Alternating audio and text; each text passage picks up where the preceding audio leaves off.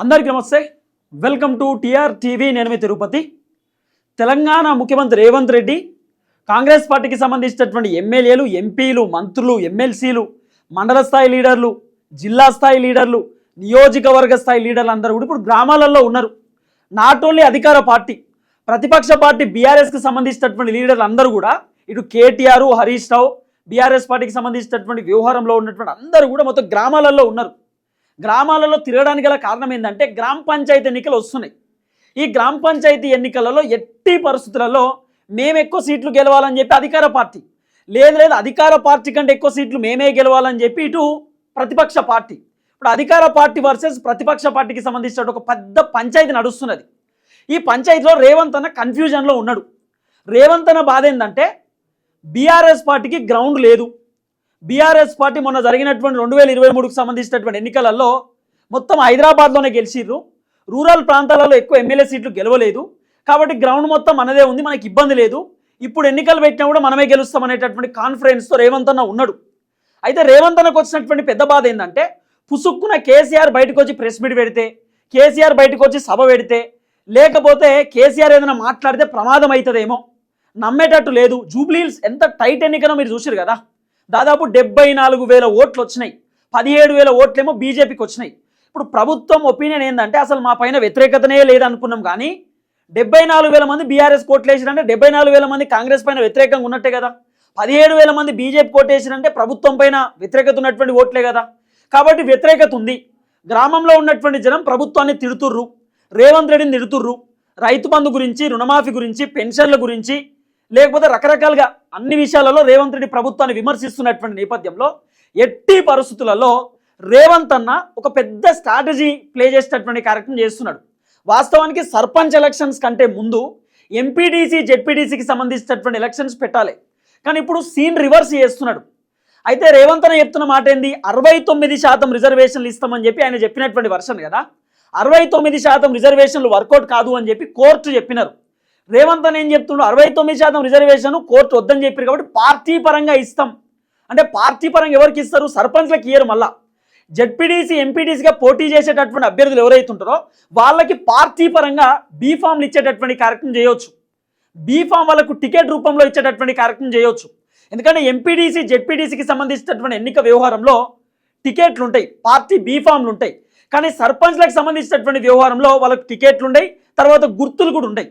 కాబట్టి ఇప్పుడు రేవంత్ అన్న వర్షన్ ఏంది, పుసుక్కున ఈ సర్పంచ్ ఎలక్షన్స్ కంటే ముందు ఎంపీటీసీ, జెడ్పీటీసీకి సంబంధించినటువంటి ఎలక్షన్స్ కనుక పెట్టినాం అనుకో, దీంట్లో ఏమవుతుంది, బీఆర్ఎస్ తర్వాత కాంగ్రెస్, ఒక ఎంపీటీసీ అభ్యర్థి కాంగ్రెస్ ఆయన గెలిచిండు అనుకో, అప్పుడు రేవంత్ అన్న చేశాడు మా కాంగ్రెస్ ఆయన గెలిచిండని పాజిటివ్ చెప్పుకుంటాడు. అదే ఎంపీటీసీకి సంబంధించినటువంటి అభ్యర్థి బీఆర్ఎస్ ఆయన గెలిచిండు అనుకో, అప్పుడు ఈ ఎంపీటీసీ, జెడ్పీటీసీకి సంబంధించినటువంటి ఎన్నికలు మొత్తం అయిపోయినాక దాదాపు ఒక 50 మంది ఉన్నారు అనుకో.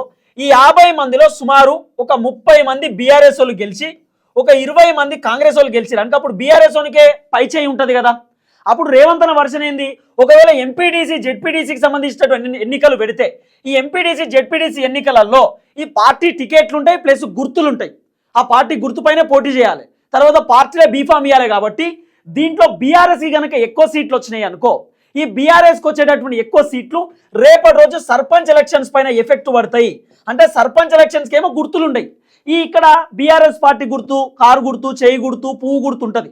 కాబట్టి ఈ గుర్తుల ఎఫెక్ట్ల వల్ల ఈ ఫస్ట్ ఎంపీటీసీ, జెడ్పీటీసీ ఎలక్షన్స్ పెడితే దీంట్లో బీఆర్ఎస్ పార్టీకి ఎక్కువ సీట్లు వచ్చినాయి అనుకో, అప్పుడు సర్పంచ్ సంబంధించినటువంటి ఎలక్షన్లు కూడా జనాలు అనుకుంటారు కదా, అరే ఎంపీటీసీలు, జెడ్పీటీసీలు ఎక్కువ శాతం గెలిచిరు బీఆర్ఎస్ వాళ్ళు, కాబట్టి మంచిగా చెడో బీఆర్ఎస్ పార్టీకి ఓటేద్దామని చెప్పి జనాలు అనుకుంటారు కదా. కాబట్టి పబ్లిక్ ఒకవేళ ఎంపీటీసీలు, జెడ్పీటీసీలు బీఆర్ఎస్ వాళ్ళు ఎక్కువ మంది గెలిచిరు అనుకో, జనాలు కూడా సర్పంచ్ ఎన్నికలలో బీఆర్ఎస్కే ఓటేయవచ్చు, బీఆర్ఎస్కే ఫేవర్గా ఓట్లు పడవచ్చు. కాబట్టి ఏ గుర్తులైనటువంటి సర్పంచ్ ఎలక్షన్సే ఫస్ట్ పెడితే అయిపోతుంది అనేటటువంటి ఆలోచనలో రేవంత్ రెడ్డి ఉన్నట్టుగా కొంత వినబడుతున్నటువంటి చర్చ. ఇప్పుడు రేవంత్ అని ఏం చేయబోతున్నట్టు అంటే ఫస్ట్ సర్పంచ్ ఎలక్షన్స్ పెట్టేటటువంటి కార్యక్రమం చేస్తున్నాడు. First sarpanch elections. ఈ సర్పంచ్ ఎలక్షన్స్ కూడా కేసీఆర్కి సంబంధించినటువంటి వర్షంలోనే కేసీఆర్ ఏ విధంగా అయితే 50%లకు సంబంధించినటువంటి రిజర్వేషన్లు ఇచ్చిండో సేమ్ పాత రిజర్వేషన్ల పద్ధతిలోనే సర్పంచ్ ఎలక్షన్స్ కొనసాగేటటువంటి అవకాశం కనబడుతున్నది. ఆల్రెడీ రేవంత్ రెడ్డి మొన్న గెజిట్ రిలీజ్ చేసిండు, ఏమని, ఈ గ్రామ పంచాయతీలో ఎస్సీలు పోటీ చేయాలి, ఈ గ్రామ పంచాయతీలో ఎస్టీలు పోటీ చేయాలి, ఇక్కడ బీసీలు పోటీ చేయాలి, ఇక్కడ జనరల్ పోటీ చేయాలని చెప్పి రేవంత్ అన్న గెజిట్ విడుదల చేసిండు గ్రామ పంచాయతీలలో. ఆయన విడుదల చేసేటటువంటి గెజిట్ ఇప్పుడు నడిచేటటువంటి పరిస్థితి లేదు. ఈ సర్పంచ్ ఎలక్షన్స్లో పాత పద్ధతుల ప్రకారం కేసీఆర్ ఎట్లయితే రిజర్వేషన్లు ఇచ్చిండో అదే పద్ధతి ప్రకారం సర్పంచ్ ఎన్నికలు పెట్టేటటువంటి అవకాశాలు కనబడుతున్నాయి. అయితే రేవంత్ అన్న చేయబోయేటటువంటి కార్యక్రమం ఏంటంటే ఈ సర్పంచ్ ఎన్నికలలో ఒక్క ఊళ్ళే సర్పంచ్ అభ్యర్థి 5 మంది నిల్చుంటారు, 10 మంది నిల్చుంటారు, 15 మంది కూడా నిల్చుంటారు. అయితే దీంట్లో ఎవరైతే సర్పంచ్గా గెలుస్తారో, ఎవరైతే గ్రామ పంచాయతీకి సర్పంచ్గా గెలుస్తారో ఈ గెలిచేటటువంటి వ్యక్తిని ఏం చేస్తాడు రేవంత్ అన్న అంటే మేము కాంగ్రెస్ సపోర్ట్ చేసేటటువంటి వ్యక్తే గెలిచిండని చెప్తాడు సర్పంచ్ ఎన్నికలు. ఎందుకంటే ఈ సర్పంచ్ ఎన్నికలలో పార్టీ ఉండదు, గుర్తులు ఉండవు కదా. ఎవరు గెలిచినా కూడా మా కాంగ్రెస్ ఆయన గెలిచిందని చెప్పుకుంటాడు అంతే. ఓ 5 లక్షలు 10 లక్షలు అభ్యర్థికి ఇస్తే కథం, ఆయనతో కాంగ్రెస్ పార్టీ కండవ కప్పుకుంటాడు, నేను కాంగ్రెస్ మనిషినే, సర్పంచ్ నేను కాంగ్రెస్కి వెళ్ళే గెలిచినా అని చెప్పుకుంటాడు. అప్పుడు ఏమవుతుంది, సర్పంచ్లు ఎవరు గెలిచినా కూడా, ఏ పార్టీ నుండి గెలిచినా కూడా వాళ్ళని కాంగ్రెస్ పార్టీలో కనుక రేవంత్ అన్న తీసుకున్నాడు అనుకో గెలిచినటువంటి సర్పంచ్లు అందరినీ, అప్పుడు ఏమవుతుంది జనాలు కూడా అరే మొన్న జరిగినటువంటి సర్పంచ్ ఎన్నికలలో అందరూ కాంగ్రెస్ వాళ్ళు గెలిచిర్రు, కాంగ్రెస్ సపోర్ట్ చేసేటటువంటి అభ్యర్థులు గెలిచిర్రు, కాంగ్రెస్ పార్టీకి సంబంధించినటువంటి గ్రామస్థాయి లీడర్లే గెలిచిర్రు. కాబట్టి జెడ్పీటీసీ ఎంపీటీసీ ఎన్నికలలో కూడా కాంగ్రెస్ వాళ్ళకే ఓటేయాలి. సర్పంచ్లందరూ కాంగ్రెస్ వాళ్ళే ఉన్నప్పుడు జెడ్పీటీసీ ఎంపీటీసీ కూడా కాంగ్రెసే ఉండాలని అనుకుంటారు కదా. ఈ ప్లాన్ రేవంత్ అన్న చేస్తున్నాడట.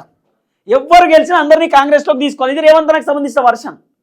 సర్పంచ్ ఎలక్షన్స్ ఫస్ట్ పెట్టి ఏ అభ్యర్థి గెలిచినా ఆయన కాంగ్రెస్ ఓడని చెప్పుకుంటాడు అన్నట్టుగా. ఆ పనిలో రేవంత్ అన్న ఉన్నాడట. అదే ఈ సర్పంచ్ ఎలక్షన్స్ కంటే ముందు జెడ్పీటీసీ ఎంపీటీసీ పెట్టిండు అనుకో, ఒకవేళ ఎంపీటీసీ జెడ్పీటీసీకి సంబంధించిన ఎలక్షన్స్లో పార్టీ గుర్తులు ఉంటాయి, పార్టీ బీఫామ్లు ఉంటాయి. బీఆర్ఎస్ నుండి పోటీ చేస్తే కారు గుర్తు కోటేయాలి, కాంగ్రెస్ నుండి పోటీ చేస్తే షై గుర్తును కోటేయాలి ఎంపీటీసీ జెడ్పీటీసీలు. కాబట్టి ఎంపీటీసీ జెడ్పీటీసీలో బీఆర్ఎస్ పార్టీకి ఎక్కువ సీట్లు వచ్చినాయి అనుకో, అప్పుడు జనాలు ఏమనుకుంటారు, అరే గా ఎంపీటీసీ బీఆర్ఎస్ ఆయన గెలిచిందట, గా ఎంపీటీసీ కాంగ్రెస్ ఆయన గెలిచిందట, అంటే బీఆర్ఎస్ ఆయన బీఆర్ఎస్ గిన్ని సీట్లు వచ్చినాయా, అరే మన ఊర్లో ఎంపీటీసీ జెడ్పీటీసీ బీఆర్ఎస్ గెలిచిందట, సర్పంచ్ కూడా బీఆర్ఎస్ వన్కే వేయాలి, అంటే బీఆర్ఎస్ పార్టీ సపోర్ట్ చేసేటటువంటి వ్యక్తికే వేయాలి అని అనుకుంటారు కదా జనం. కాబట్టి పుసుక్కున్న జెడ్పీటీసీ ఎంపీటీసీ గనక మనం ఫస్ట్ ఎలక్షన్స్ పెడితే అక్కడ ఏమైనా పార్టీలకు ఇబ్బంది అయితే, కాంగ్రెస్ పార్టీకి ముఖ్యంగా ఇబ్బంది అయితే సర్పంచ్ ఎలక్షన్స్లో కూడా ఎఫెక్ట్ పడుతుంది. కాబట్టి ఎంపీటీసీ జెడ్పీటీసీ ఏదైతే ఈ బీఫామ్ ఇచ్చేటటువంటి ఎన్నిక ఉందో ఈ ఎన్నికను పక్కన పెట్టి ఫస్ట్ సర్పంచ్ ఎలక్షన్స్ పెడుతున్నాడు. ఇక ఈ సర్పంచ్ ఎలక్షన్లో ఎవరు గెలిచినా బీఆర్ఎస్ వాడు గెలిచినా కాంగ్రెస్లోకి తీసుకొని కండువ కప్పి మావోడే అంటే అయిపోయాయి. ఈ ఆలోచనలో రేవంత్ అన్న ఉన్నాడు. గంపగుత్తగా కాంగ్రెస్కి ఓటేపించుకోవాలి. ఇది రేవంత్ అన్నకి సంబంధించినటువంటి ఒక ప్రీ ప్లాన్ ఆలోచనలో ఉన్నట్టుగా కొంత వినబడుతున్నటువంటి చర్చ. ఈసారి రేవంత్ అన్న కేసీఆర్ కొంపముంచేటటువంటి అవకాశమే కనబడుతున్నది. రేవంత్ అన్న ఒక మాస్టర్ ప్లాన్లో ఉన్నాడు, మామూలు ప్లాన్ కాదు ఇది. ఇది ఒక భయంకరమైనటువంటి ప్లాన్, ఒక పెద్ద స్ట్రాటజీ ఇది వాస్తవానికి చెప్పాలంటే. విడతల వారికి ఎన్నికలు ఏం లేవు. ఇక అప్పట్లో ఏమో ఫస్ట్ విడత సెకండ్, ఈ విడతల వారికి ఏం లేవు, ఎన్నికలే. ఫస్ట్ సర్పంచ్ ఎంపీటీసీ జెడ్పీటీసీ ఈ ఎలక్షన్కి ఇప్పుడు రెడీ అవుతున్నారు అంతా. మామూలు వ్యవహారం కాదు, ఇది ఒక పెద్ద స్ట్రాటజీ అనే చెప్పాలి రేవంత్ రెడ్డికి సంబంధించినటువంటి స్ట్రాటజీ. రకరకాలుగా రేవంత్ అన్న ఫస్టే ఎంపీటీసీ జెడ్పీటీసీ అనుకున్నారు వాస్తవానికి కాంగ్రెస్ వాళ్ళు. ఫస్ట్ జెడ్పీటీసీ పెడదాం, ఎంపీటీసీ పెడదాం, జెడ్పీటీసీ పెడదాం, తర్వాత మనం సర్పంచ్ పెడదాం అని చెప్పి ఒక స్ట్రాటజీ ప్రకారం పోయిర్రు. కానీ ఇప్పుడు అట్లా వర్కౌట్ కాదట. ఎందుకు వర్కౌట్ కాదు, పుసుక్కున ఒక ఊర్లే ఫర్ ఎగ్జాంపుల్ చెప్తా, ఒక దగ్గర ఒక మండలంలో ఓ జెడ్పీటీసీ ఉంటాడు. ఈ జెడ్పీటీసీ బీఆర్ఎస్, కాంగ్రెస్, బీజేపీ. అయితే ఇది ఏమవుతుందంటే ఈ జెడ్పీటీసీ పుసుక్కున బీఆర్ఎస్ నుండి గెలిచిండు అనుకో, రేపటి రోజు ఎంపీటీసీకి సంబంధించినటువంటి ఎవరైతే అభ్యర్థి ఉంటారో ఈ ఎంపీటీసీ అభ్యర్థి కూడా జనాలు ఆలోచిస్తారు, అరే మొన్న జెడ్పీటీసీ బీఆర్ఎస్ అయినా గెలిచిండు, ఇప్పుడు ఎంపీటీసీ కూడా బీఆర్ఎస్ పార్టీకే ఓటేద్దాం, మంచో చెడో బీఆర్ఎస్ ఉండాలని చెప్పి జనాలు మళ్ళీ బీఆర్ఎస్కి వేయవచ్చు.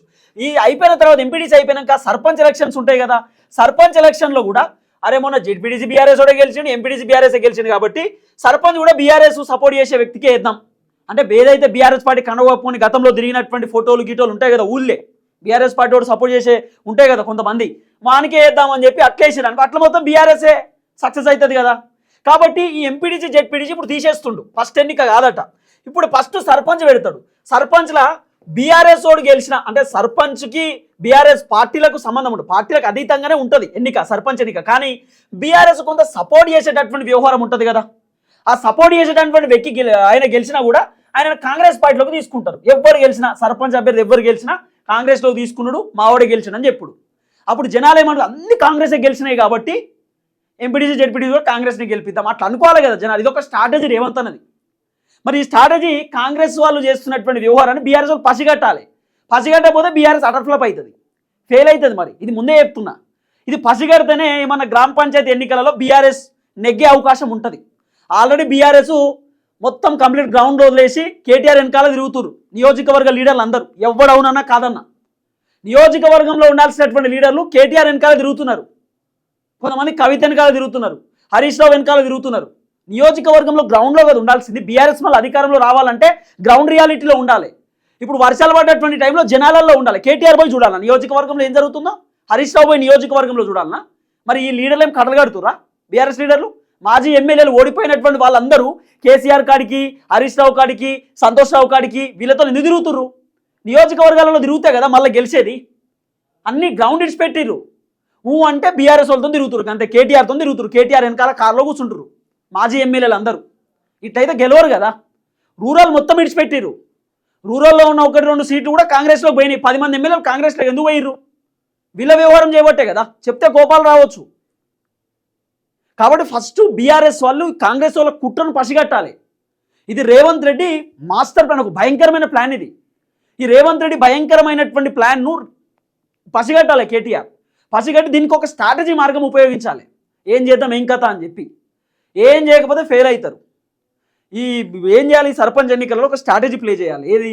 రేవంత్ రెడ్డి ఇస్తాన్ పథకాలు ఎందుకు ఇవ్వలేదు, ఏం కథ, విలేజ్ గ్రూప్లలో వీడియోలు పెట్టాలి, రేవంత్ రెడ్డి గురించి ఎక్స్ప్లెయిన్ చేయాలి, రేవంత్ రెడ్డి గురించి చెప్పాలి, గ్రామస్థాయిలో ఉన్న బీఆర్ఎస్ పార్టీ లీడర్లు జనాలకు వివరించాలి. ఇవన్నీ చేయాలి. చేస్తేనే అవుతుంది. మండల స్థాయి లీడర్లు మొత్తం సర్క్యులేట్ చేయాలి. ఇదంతా చేస్తేనే మనం వర్కౌట్ అవుతుంది. ఉత్తగానే మేం గెలుస్తాం అంటే కాని పని. బీఆర్ఎస్కే చెప్తున్నా, జూబ్లీ హిల్స్ ఎంత ఘోరం ఓడిపోయారు. కాబట్టి రాబోతున్న ఎన్నికలలో అయినా బీఆర్ఎస్ ఫోకస్ పెట్టాలి. లీడర్లు అందరూ కేటీఆర్ వెనకాల తిరుగుడు బంద్ చేయరి. కేటీఆర్ పని కేటీఆర్ చేస్తున్నాడు, కరెక్టే ఉన్నాడు. ఆయన హరీష్ రావు కరెక్టే ఉన్నాడు. కానీ బీఆర్ఎస్ పార్టీ నియోజకవర్గ లీడర్లు గాలికి తిరుగుతారు.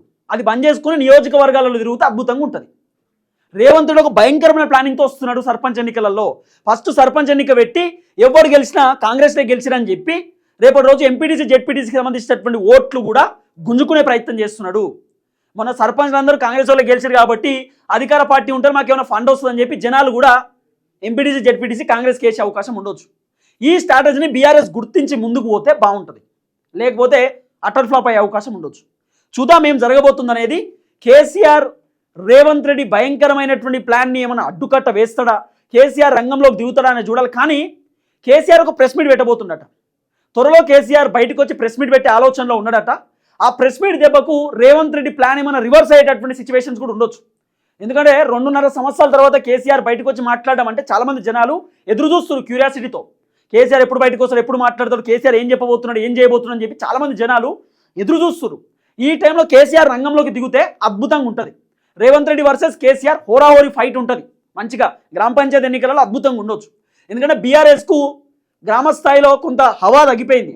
ఈ గ్రామ పంచాయతీ ఎన్నికలలో బీఆర్ఎస్ పార్టీకి ఎంత శాతం హవా ఉంది, ఎంత శాతం గ్రౌండ్ ఉంది, బీఆర్ఎస్ పార్టీ ఎంత శాతం ఉంది గ్రామాలలో ఇప్పుడు అర్థమవుతుంది. అసలు కథ ఇదే. జూబ్లీ హిల్స్ 2 ఉప ఓడిపోయారు. అయినా సరే 74,000 ఓట్లు వచ్చినాయి. కేవలం 24,000 ఓట్లతోటే నవీన్ యాదవ్ గెలిచిండు. అంటే హైదరాబాద్లో బీఆర్ఎస్ పార్టీ ఇంకా బలంగా ఉన్నట్టే. కానీ గ్రామ స్థాయిలో కూడా బీఆర్ఎస్ బలంగా ఉండాలి కదా.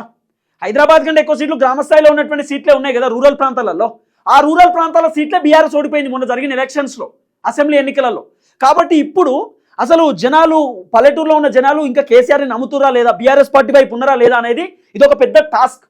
ఈ టాస్క్ని కేసీఆర్ ఏ విధంగా కంప్లీట్ చేస్తారనేది చూడాలి. కానీ కేసీఆర్ ఒక సభ పెట్టబోతున్నట, ఒక ప్రెస్ మీట్ పెట్టబోతున్న అనేది కొంత వినబడుతున్నటువంటి చర్చ. డైరెక్ట్ కేసీఆర్ రంగంలోకి దిగి ఏది మండల స్థాయి లీడర్లతో, జిల్లా స్థాయి లీడర్లతో, గ్రామ పంచాయతీలో పోటీ చేసేటటువంటి వ్యక్తులతో అందరితో డిస్కస్ చేస్తున్నాడు. కొంతమంది ఫోన్ మాట్లాడుతున్నాడట, కొంతమందిని ఫామ్ హౌస్కి పిలిపించుకుంటున్నాడట, రకరకాల మీటింగ్లు పెడతా ఉన్నాడు, స్ట్రాటజీస్ చెప్తా ఉన్నాడు అనేది కొంత వినబడుతున్నటువంటి వ్యవహారం. చూద్దాం ఏం జరగబోతుందో. ఫస్ట్ టైం మన ఛానల్ చూస్తున్నటువంటి వాళ్ళు దయచేసి సబ్స్క్రైబ్ చేయండి, షేర్ చేయండి, లైక్ చేయండి, పూర్తిస్థాయిలో సపోర్ట్ చేయండి. మీరు సబ్స్క్రైబ్ చేసుకోవడం ద్వారా నాకు ధైర్యం వస్తుంది, బలం వస్తుంది. నేను ఇంకా గట్టిగా మాట్లాడే కార్యక్రమం చేస్తాను. అందరికీ నమస్తే, థ్యాంక్ యూ సో మచ్. జై తెలంగాణ.